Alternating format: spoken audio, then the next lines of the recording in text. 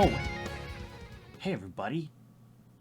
Frickin' Salt Flats 2021. We're here. We're doing it.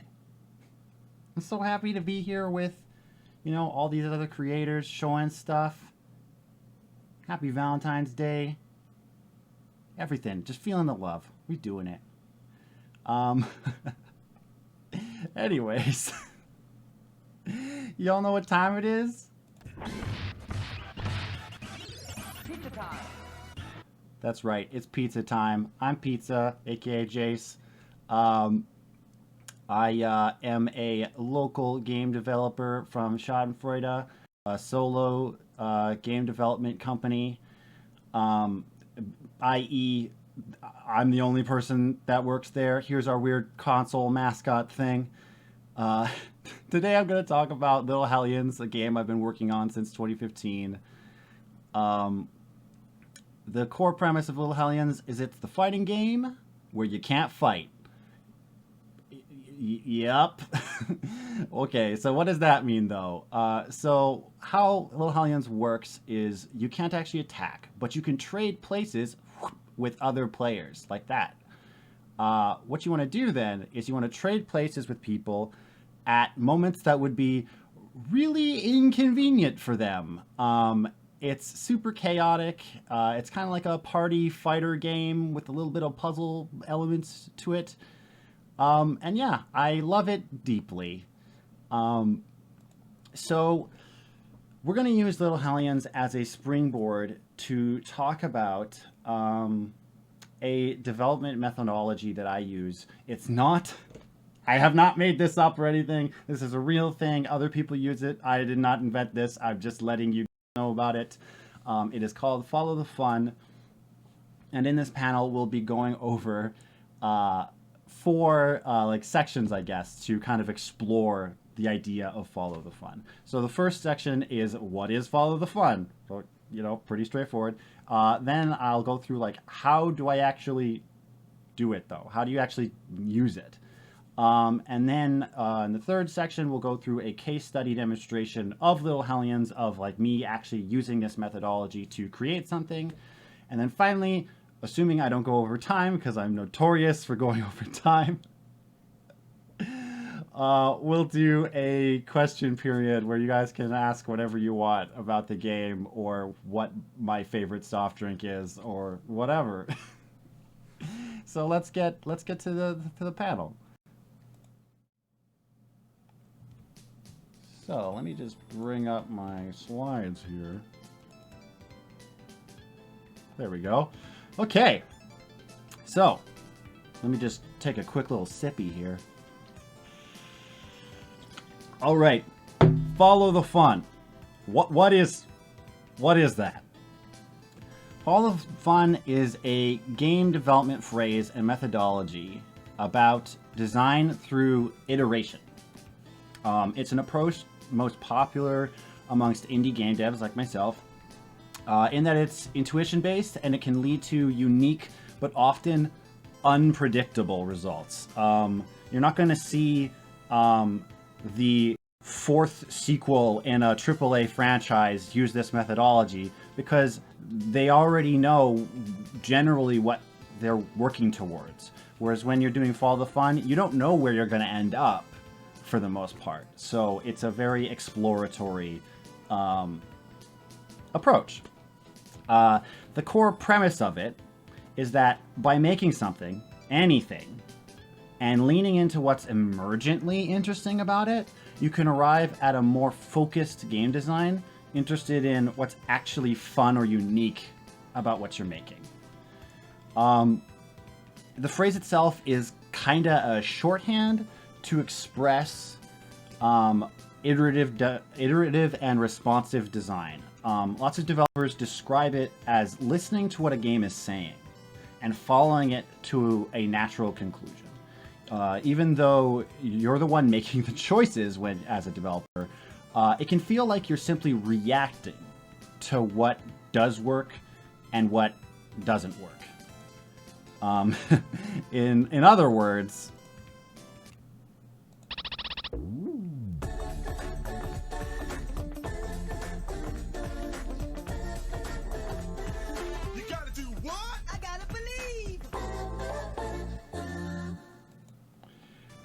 The phrase "follow the fun" was first coined by Marc LeBlanc, a designer and educator that worked on Thief and System Shock.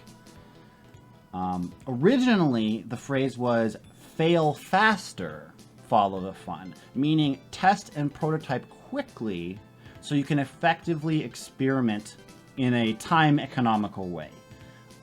This would allow you and your designs to course correct and hone in unexpected directions. For more information on this particular topic, I'd strongly recommend watching the Games That Design Themselves by Gamemaker's Toolkit, which is basically where all of this information came from. I am not taking credit for doing any of this research. Watch that video. It's very informative. Yes. But how do I actually do it? How do you actually exercise this methodology? Well, first you have to have an idea and make something. It doesn't really matter if it's a good or bad idea. That's completely outside of the scope of this step. You just have to have something you find interesting and motivating, that you can imagine yourself working on. Now we're just going to jump over to Little Hellions for a second here so I can demonstrate what I'm talking about.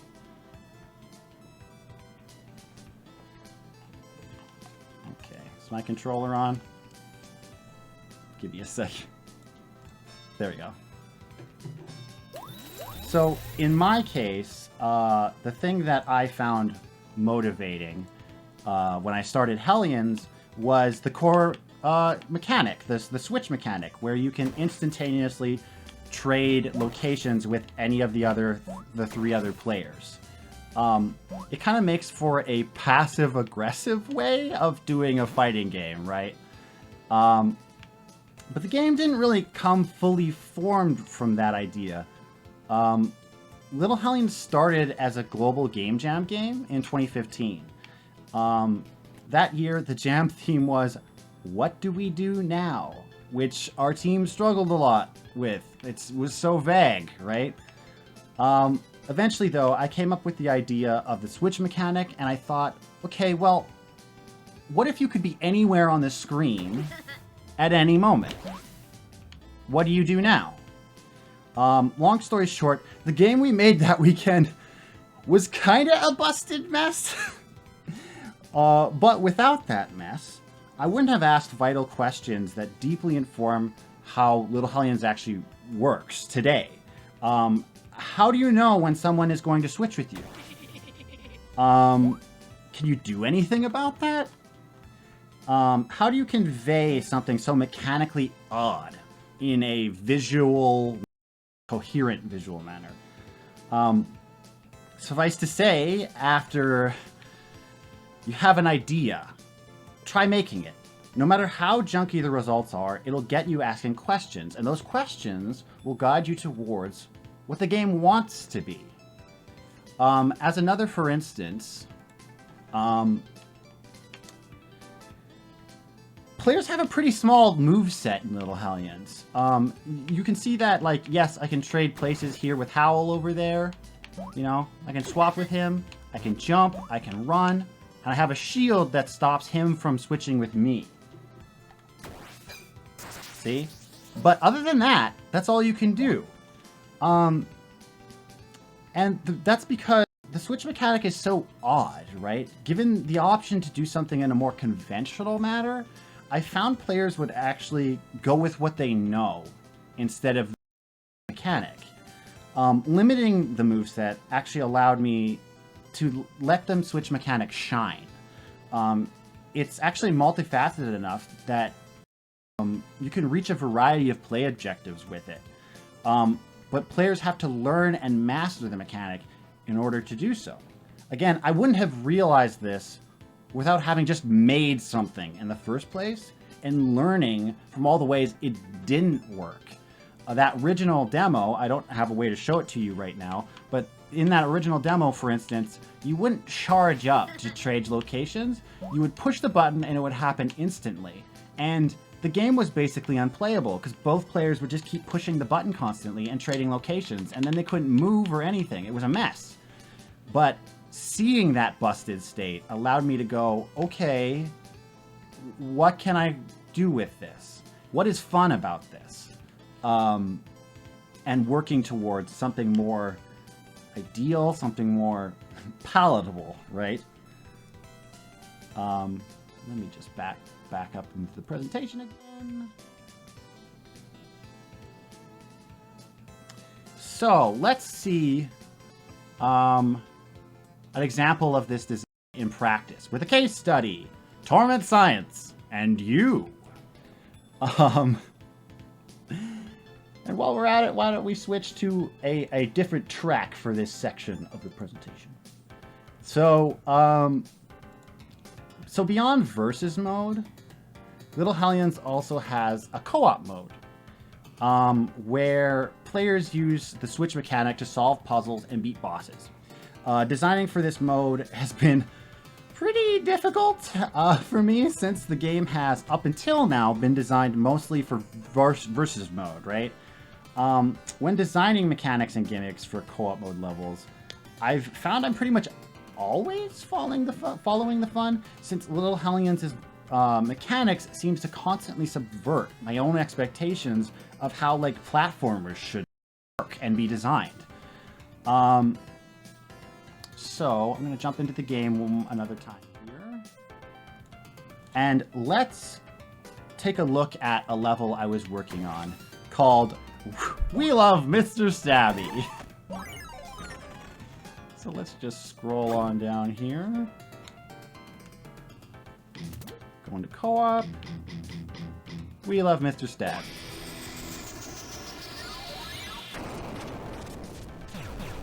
Alright, so here we are. So the core idea of We Love Mr. Stabby is there's these big giant stabbies that move around in the level. But there's actually a secondary objective to it. Or, let me rephrase that. The core objective isn't just to survive. This stage was designed to showcase a mechanic where players had to take each other out. Like, they had to kill each other in a particular order. While trying to survive themselves. So if, say, the red player had to die last, then the red player has to survive until the time they're supposed to get killed, right? But upon implementing this stage, I found it just didn't work. If I jump down here, you can see that it's actually pretty easy to dodge the stabbies. Just like, you can just stand in the middle and keep jumping. And then if I want to kill another player, it's actually pretty awkward to do that. The timing is so specific. See, he just phased through the stabbies. So your timing has to be really specific, and it's actually quite difficult to do. Ow, leave me alone. Oh, now we're dead. So, yeah, it just didn't really work. So, overall, the more I tested it, I found it was just kind of flat. And the focus on platforming challenge over novel way to use the core mechanic was really pronounced. I spent several days working on this level, like adjusting how the knives looked and how they moved and patterns they kind of did to move around the room. But it just didn't really work for the game. Not this game, at least. So I decided to scrap the level. With that said, I still really liked the idea of the game requesting you take out the players in a particular order. Because it's kind of like the versus mode, and it asks things of you like the versus mode, but you have to work together and be coordinated as a team. Thinking more on that, I got thinking that maybe the focus of this idea isn't actually about survival. What if it's actually kind of difficult to die? Meaning, it's difficult to eliminate the other players. Meaning, it's difficult to reach the objective, but also fair.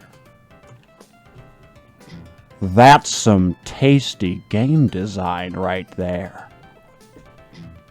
That line of thought, making something and then being willing to throw away what doesn't work about it, got me onto a whole new level gimmick. The Torment Scientist. You're looking at her right now. She's basically a visual that conveys the whole level objective, i.e. she requests certain be destroyed. The difference here, though, is that the Torment Scientist has a deadline, a time limit to write her torment report. So the challenge for the players is to survive. Oh my gosh, I can't speak. The challenge for the players isn't to survive and eliminate targets, like in We Love Mr. Stabby. It's instead to hone their skills by eliminating targets in an environment where it's quite hard to do so. If that tracks. So it's kind of like a time trial in a way. So this new idea and this new level, it all came together because I made something that didn't work at first, but I listened to what the game wanted. And I ended up with something that does work.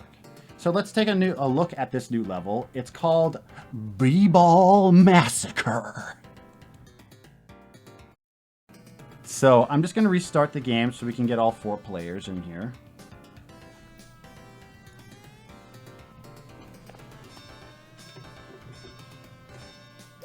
We got Lucy, we got Howl, we got Mona, we got Frampt. We ready to go. Get into the elevator. Go on into co-op. B-Ball Massacre. Get dunked for science. Let's do it. So you can see we're on this basketball court with these explosive basketball hoops. And she'll make a request, so that's a yellow. And Mona gets highlighted because she's yellow. So we gotta blow her up before the time limit goes down. I switched with the wrong person. Dunk! Alright, next. Okay, so next is Howl. So we gotta dunk him. Oh, I missed. Come on! Come on! Yeah! Next up. Me! Ah! Okay, I gotta channel my inner Sakurai and switch characters. There we go. And last one. Frampt. Sorry, buddy. Oh, okay. Well, that's how it's gonna be. Dunked. And there we go. And then we can leave the level.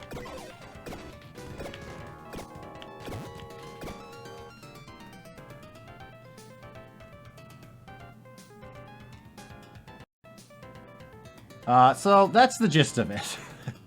Listen to what your game says. Follow your heart. Make something cool.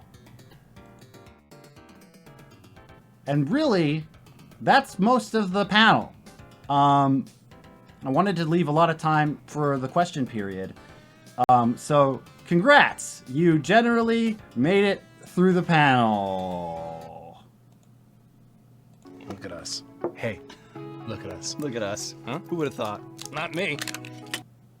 So, if you want to follow Little Hellions, there's 2 ways to do that. I'll just say this off my chest before I start doing questions and stuff. You can follow Little Hellions on Twitter at little_hellions for just general news about the game. You know, eventual release dates, some concept art every now and then, GIFs, you know, just fun stuff. We try to keep it pretty light. And then you can also follow us on twitch.tv/shadystreams with a SCH for shady. That's where I actually do live game development every Wednesday from 4 to 8 o'clock. This coming Wednesday, I actually don't think I will be streaming just because I actually have to do another game demo for another event. But generally speaking, every Wednesday, 4 to 8, that's when we're doing it. So, that's it. Look, can you believe that? I did that in like 20 minutes. The first time I did a presentation, I was like, oh yeah, this will be 30 minutes. And then I talked for 2 hours. So let's look at chat here. See what we got going on here. Answer some questions. I can bring up the game and stuff. And just talk about it. Let me scroll down. Just a regular basketball game with friends on a Sunday night, I'm sure. Yeah, totally. With such a vibrant game, what are your plans and thoughts on colorblind options? I get this question a lot. Honestly, I believe that's because there's a lot more colorblind people than like you would expect, obviously. It's a really great question, though, because Little Hellions is all color-coded. If you want to switch colors with a specific character, or you want to switch locations with a specific character, you have to be the right color, right? Or with the basketball hoop level, the scientist is making requests of you that are, again, color-coded, right? So, do I have a way of showing this? I think I do. If I jump into Gamemaker here, this is all early art, by the way, so, you know, work with me. But all of the characters will have a card house associated with them. So player 1, for instance, would have this big heart. And that would sit on top of their character as well as the color of them. So player 1 would have a heart. 2 would be a spade, 3 would be clubs, and 4 would be a diamond. And so everything that player would do would be associated with this symbol as well as the color. So hopefully if I do a good job in, you know, like actually making this art all over your character and like all of the effects of things you do having these symbols associated with it, I believe for colorblind players, that should alleviate that. I know that won't be as easy to interpret because like patterns are quick to recognize, but I hope that will help. Beyond that, I am looking into colorblind options for the game where like you can tint the game certain colors, but I know that that's not a great solution for most colorblind players because it's so particular per player, right?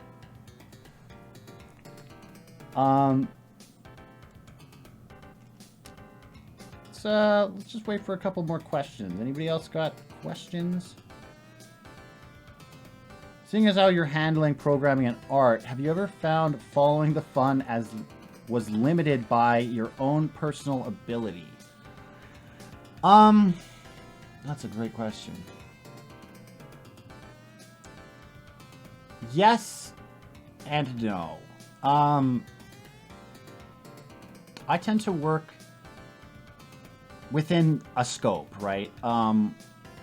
Like Hellions is the only reason I've been working on Hellions for so long is because it was the first game I ever started working on where I was like, oh, this is like something a person could make. It's not like I'm gonna make the next Final Fantasy, WoW, Metroid, Pokemon beat 'em up. You know what I mean? It was like, okay, this is a simple idea that I can work on.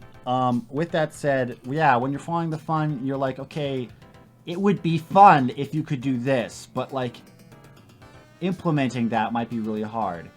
So yes, in that sense, I have run into issues with this methodology. As a, for instance, let me go into the game again.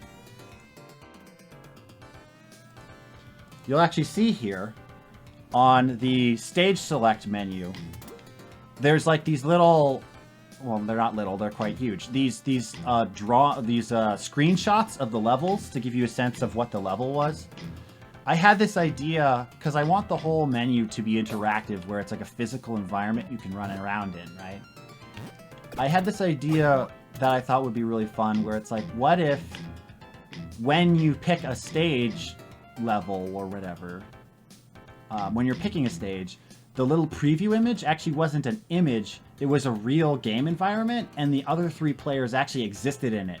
So as you switched levels, they would be getting like tossed around in this like preview image. And I tried to implement it, but the way Hellions is built, it actually couldn't really support that. I could get into why, but like it's complicated and unnecessary. But like it was outside of the scope of what I'm capable to do in this engine. So unfortunately, I just had to drop it. And I think that's a part of it, is you got to understand what you can make and what you can't make, and what you are capable of.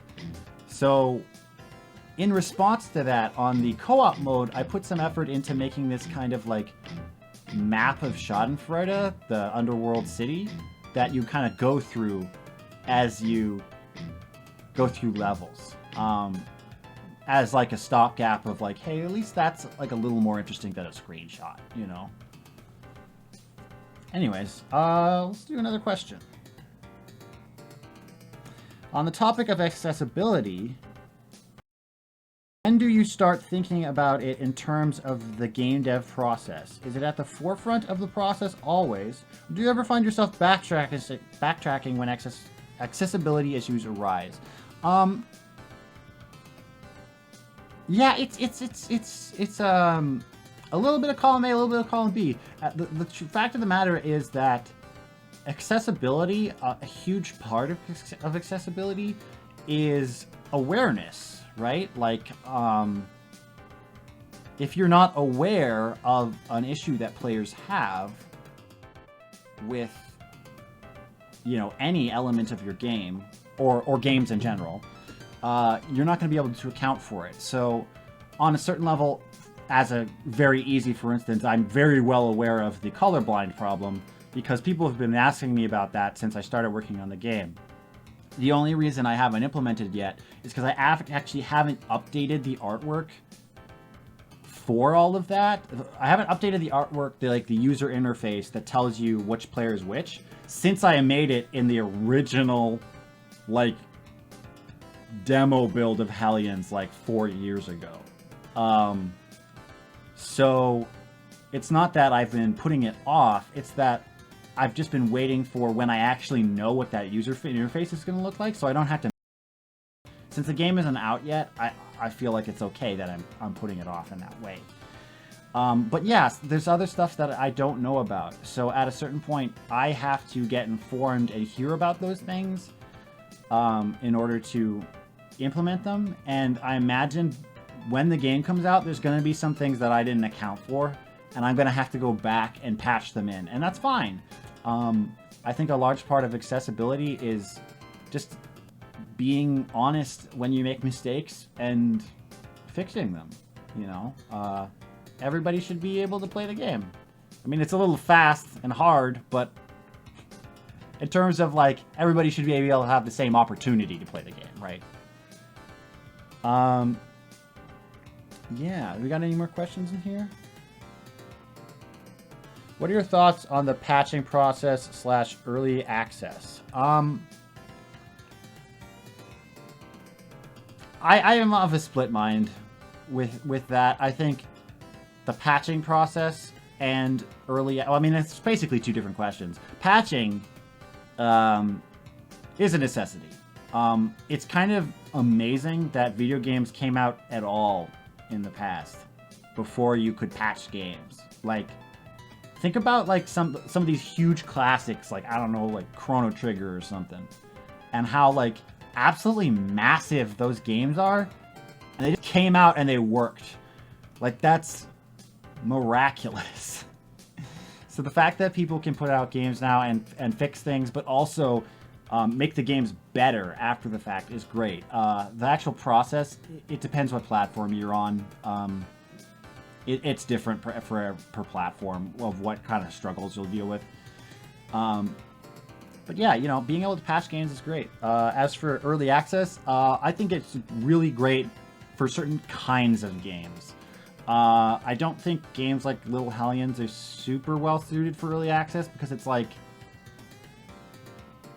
you're gonna kind of just get tired of the game before the game's even done, if that makes sense. I feel like, yeah, I feel like certain genres are better suited for early access, but that's 100% just my own subjective opinion. I don't have a lot of like data to support that. Oh,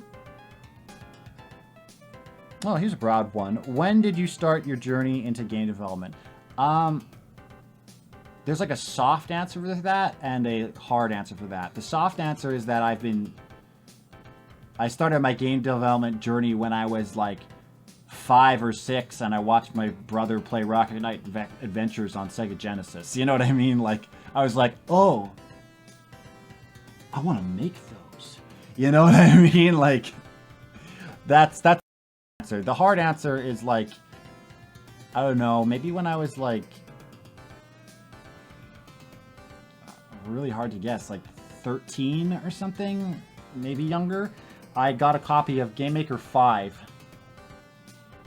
Actually, before that, I got RPG Maker. Any RPG Maker fans out there? I got the early versions of RPG Maker, and I was like, whoa! Holy jeez! This is blowing my mind! So I got RPG Maker, and then eventually I got into Gamemaker, made a million, billion total jank garbage games that I would love to share with you guys if I could actually find the hard drive where they exist. They were like Sonic clones and like taking Mega Man characters and calling them other things, and I'm being like, yeah, I'm so creative. But like I started like fooling around with that stuff, and that got me thinking about, oh, what's coding? And what's that about? And getting into like web development, and then that feeding back into my game design. And so yeah, you could call a lot of my game dev experience like casual in a way. Like a hobbyist for a really long time. I only really started taking development super seriously at Hellions. I had a huge mega project I was working on for years before Hellions started, and it was one of those pipe dream, like, I'm gonna make a JRPG by myself, and it's gonna have a plot that's gonna change everybody's lives, and I'm going to be the second coming of indie god, you know. And then I started Hellions, and I was like, oh, okay, this is making a game about goofing on your friends and getting dunked on is actually way more fun than this pipe dream that'll never happen. And then that's kind of when my real journey started. I see some RPG Maker fans in chat here. I'm just going to move my chat window over to this screen.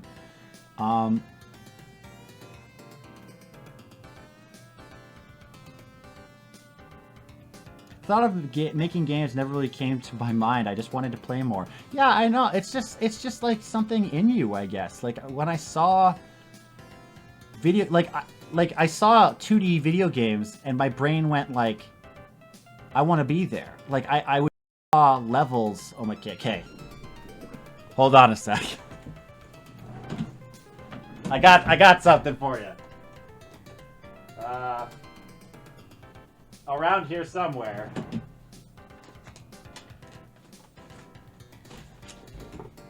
I would like, as a kid, I would like draw video game levels. See? So I would, when I was younger, I would draw them in 2D because that's what I knew, right? Because video games were 2D. And then as I got older, and video games became 3D, like Mario 64 came out, and I was like, whoa, they're 3D! So then I started drawing them in 3D. Because I was like, yo, 3 dimensions! That's amazing! And I started to think in 3D too. I distinctly remember, you know, like N64 characters, they got little sphere hands and stuff. They're just made out of boxes and basic shapes. I started thinking that way too. When I draw characters, they would be like made out of polygons and stuff. And I don't know what a polygon was. I just like lived there, you know? Yeah, I'm a weirdo. Did you read up on basic game development stuff, or kind of just learned it by yourself? So the reason that I use this methodology is because honestly, I feel like it's a way to articulate something that is super intuition based. And as an artist, I would say I'm a visual artist before anything else. I'm definitely like an illustrator before I'm a coder, right? And I actually found that a lot of the stuff I just do on like a gut feeling. I'm like, oh, you know what? This would be more fun if you did this, or this would feel better if you did this, or this doesn't really work. This doesn't really work with the game. It's too fiddly, or you know, whatever.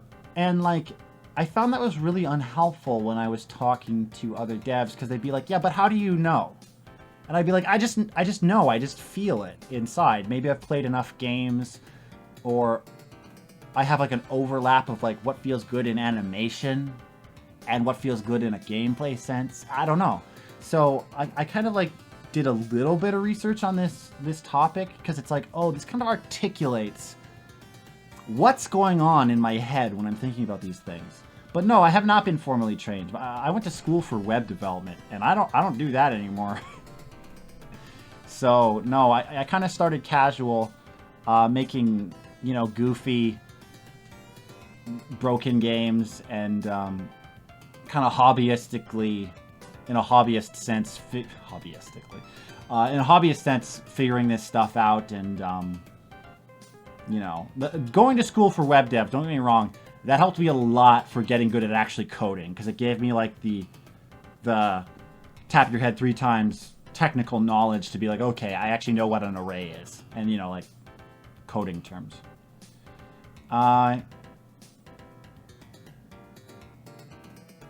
Broken Echo, figuring out what is fun about your favorite game is a really fun exercise. It is. And again, it's kind of hard to intuit those things sometimes. You really got to like look at it and like break it down. And sometimes it's not the sum of its parts. Like, I follow a lot of the developers who are so... There's this period of time when it was like early indie game stuff. A lot of platformers. A lot of pixel art games. I mean, I know there's still a lot now, but...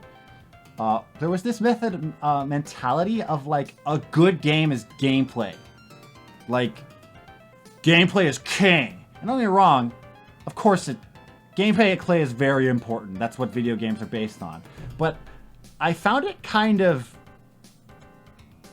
arrogant to be like, you're telling me that a poetic sentence, you know, a beautiful writing or whatever, you're telling me that a visual, the feeling of being in a serene forest on a cold winter's eve, you're telling me that doesn't elicit something out of you. And some games, that's how it works. You start playing it, and it's not the gameplay. It's a lot more than that. It's the feeling of being in the place, or the like tone that is captured. And it's really interesting to realize that in a game where you're like, I don't even really like the gameplay in this game that much. I just love being here, you know, and stuff like that.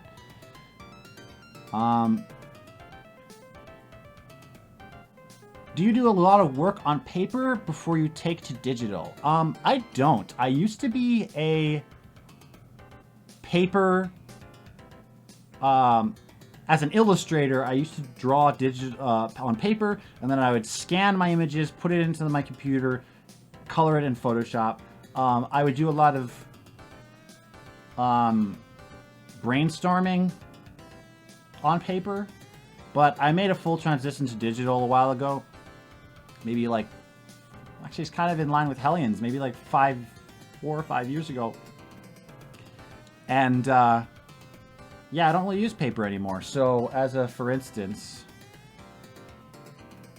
here, just a sec. I'm here. I just got to bring up something while I bring this up.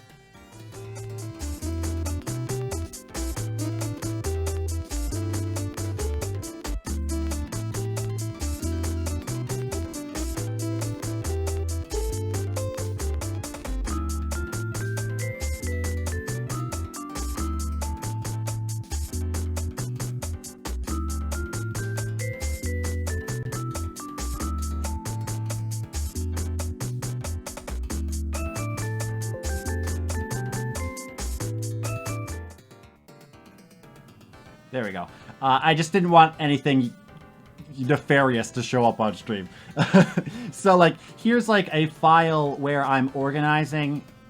Here's the file that I basically designed the Torment Scientist in. So you can see on my stream, I actually wrote this stuff on my stream. Here's the flow of the here's the flow of how the actual game object works. Of like, and so I could figure out how I was going to program it, right? And here's an early design of the accountant, or sorry, the scientist, before they were an accountant, and then I was like, oh, it makes more sense with the lore if they're a scientist, you know? So I do all of my art digitally.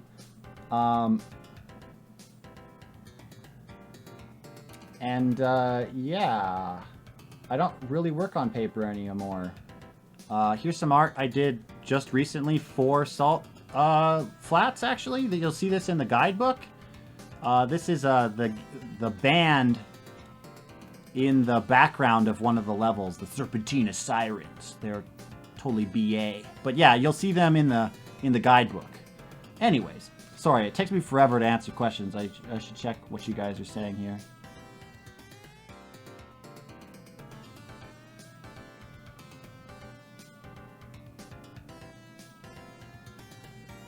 No need to apologize, Lola. Lola F cosplay. No problem. So you just got here. But what have been your inspirations, both artistically in game, in a game sense for Little Hellions? I'll go with game sense first. So in a game sense, I guess vaguely it's inspired by like Samurai Gun and Towerfall because it's the same like genre of game. But honestly, I haven't even played those games before, so it was just kind of like very high level inspired by that. I think the game that I played that influenced like where my brain was at when I've been working on Hellions is Bomberman of all things. Bomberman isn't anything like Little Hellions at all, but I'm trying to access the feeling that I had playing Super Bomberman 2 with my cousins as a kid, because we would play it for hours and hours and hours and hours, and it was chaotic and hard to predict, but actually pretty technical once you got good enough, and it was like a party game, but there was a lot to figure out. So I would say that's my, like, gameplay wise, my biggest influence. In terms of like other games, there's so many little things from little games that I love in here. I couldn't point to any particular one after Bomberman. I don't play a lot of platformers these days, so I can't really point to one beyond that. In terms of aesthetic influences, I mean, all the artists that I love following, you know, there's a billion artists on Twitter. The theme of Little Hellions, like the underworld theme. Let's jump back to the Sirens art. We have time for one or two more questions. Okay. The theme of the game with like the underworld aesthetic. I think it probably originally came to me when I heard about Disgaea as a kid, but then I played Disgaea and I didn't like it. And not because of the game. I didn't like it because it was super pandery and kind of gross. I didn't like that it was like about boobs. But I liked the idea of a like insane underworld where the rules of our reality don't apply and everything's chaotic and nuts. I really liked that core idea. Yeah, I don't know. That's a really great question. I feel like I need more time to think on it. Anyways, let's get to two more questions and then I'll have to dip.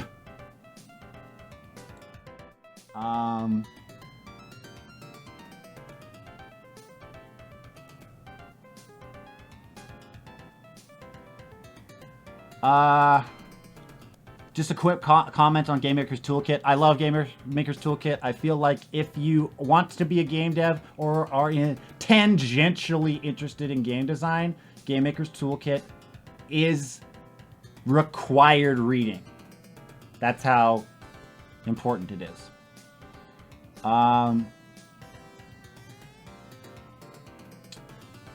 Going back to the paper versus digital question, is there a benefit to doing it in one way or another? No.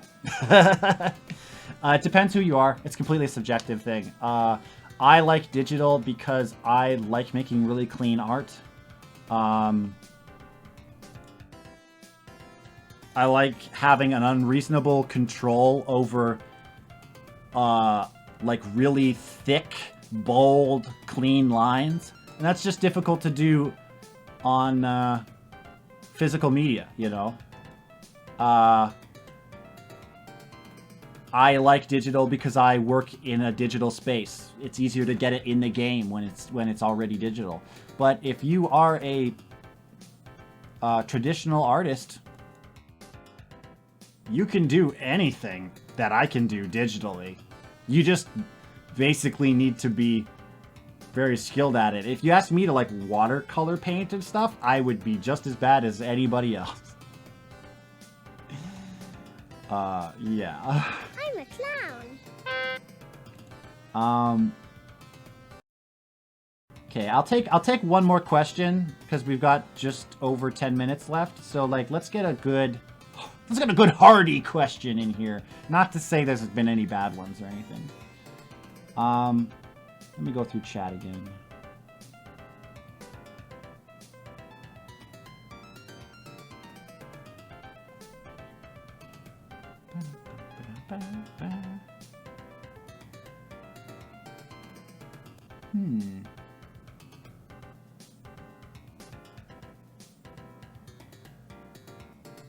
What is a tool what is a tool you don't think anyone should make a game without?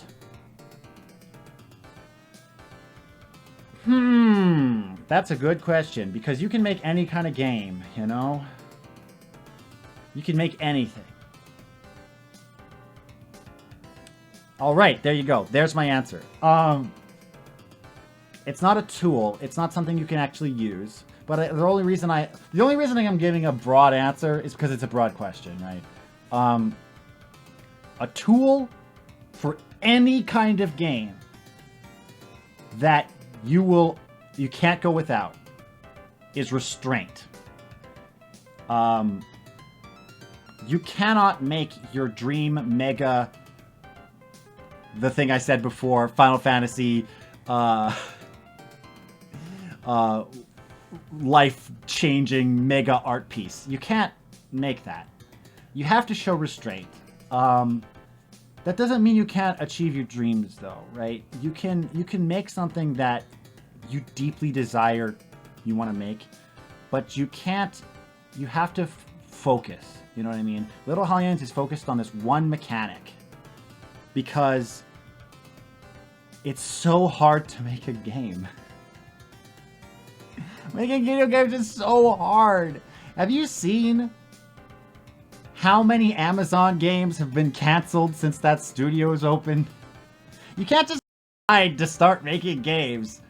It's super hard. So you have to show restraint and make something with a scope that's straightforward and like to the point. If you have restraint, you can make any game you want.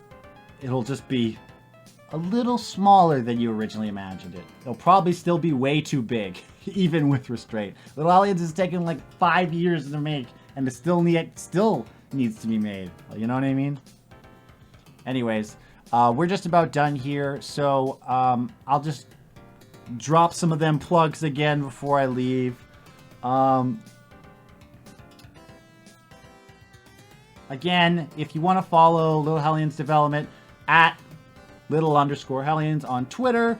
If you want to follow literal me developing in real time, stereoscopic 3D, that's not true. Twitch.tv/ShadyStreams.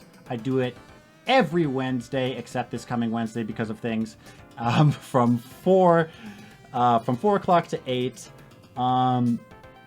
Also, a bit of a little surprise for you guys.